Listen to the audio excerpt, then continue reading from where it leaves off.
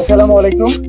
আমি আসলে বেশি মানে ছোটই করেই বলি আর কি, সত্যি কথা যেটা সেটা হচ্ছে যে আমি জোরে বলছি মানে এই না যে আমি আপনাদের সঙ্গে বা আপনাদের সঙ্গে ভালোবাসা বা হৃদ্যতার কোনো অভাব আমার কখনো ছিল। আজকে 12 বছর আপনাদের সাথে আমার রিলেশন। আমার চোখের সামনে এ পর্যন্ত কখনো আপনারা বলতেও পারবেন না কেউ যে আপনাদেরকে ছোট করে কোনো কথা আমি এ পর্যন্ত বলছি। আমি কখনো কোনোদিন নেভার এভার আমি কখনো বলি নাই। আমার সামনে আমার ভাইদের আজকে রক্তাক্ত বা যে হোক অসুস্থ, এটার দায়ভার আজকে আমার উপরে এসে পড়েছে। সত্যি এটা আমার কাছে অনেক বেশি কষ্টের ব্যাপার। বিশেষ করে আজকের দিনটা আমি কখনো কল্পনা করিনি যে আজকে আমার ভাইদের রক্তের দায়ভার আমার উপরে এসে পড়বে। সো গতকাল 23 তারিখ ছিল, গতকালকে যে এই অঘটনটা ঘটেছে বা অনাকাঙ্ক্ষিত যে ঘটনাটা ঘটেছে, এটা সত্যি সত্যি একটা মর্মাহত ব্যাপার ছিল।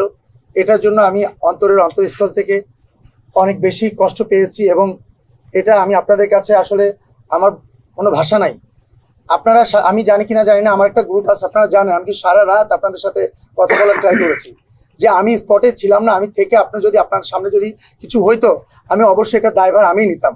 তো তারপরও যে ঘটনাটা ঘটেছে এটার জন্য আমি সত্যি কথা আমার মেম্বাররা বলেন বা যাদের আপনারা যারাই বলছেন যে আমার কথা বা আমার মেম্বাররা যারাই এই ঘটনার সাথে জড়িত আপনারাই বলছেন সেটা, আমি সবার পক্ষ থেকে আমি সত্যি কথা আন্তরিকভাবে দুঃখিত।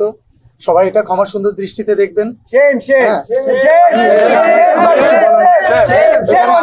আমি আমার সামনে থেকে এরকম কোনো কিছু হয় বা হবে না এটা আমি কথা, এবং আমি এটাও বলে দিচ্ছি আজ শিল্পী সমিতির সাংগঠনিক সম্পাদক হিসাবে ভবিষ্যতে কখনো আমার সামনে আমার কোনো মানে আমার সংগঠনের কোনো নেতা বলেন, আমার সংগঠনের কোনো কর্মী বলেন, কেউ আমাদের সাংবাদিক ভাইদের সাথে এরকম যাতে ঘটনা যাতে করতে না পারে, আমি তো করবোই না।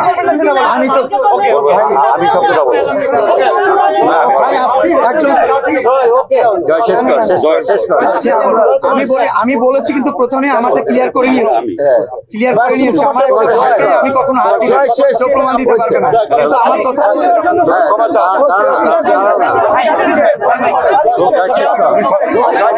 যে লোকগুলো আপনারা ছাড়া বাইরের লোক ছিল ভাই, ভবিষ্যতে আমি সহ আমার কোনো কর্মী আপনাদের আমার সাংবাদিক ভাইদের সাথে এরকম যাতে কোনো ঘটনা না ঘটে এটা থেকে সোচ্চার থাকবো আমরা সবাই।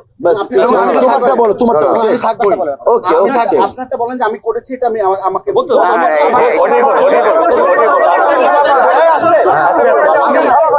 আমি এগ্রেসিভ হচ্ছি আপনাদের সাথে না, যারা বাইরে ছিল সে ফুটেজ গুলো আমাদের কাছে বাইরে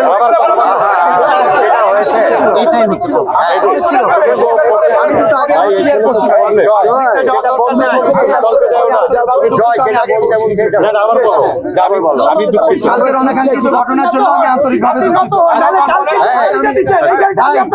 আমি বলি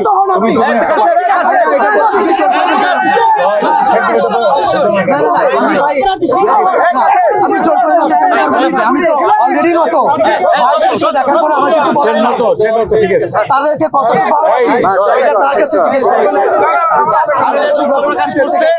আচ্ছা আমরা সবাই মনে হয় জয়ের বক্তব্য শুনলাম না, জয় বক্তব্য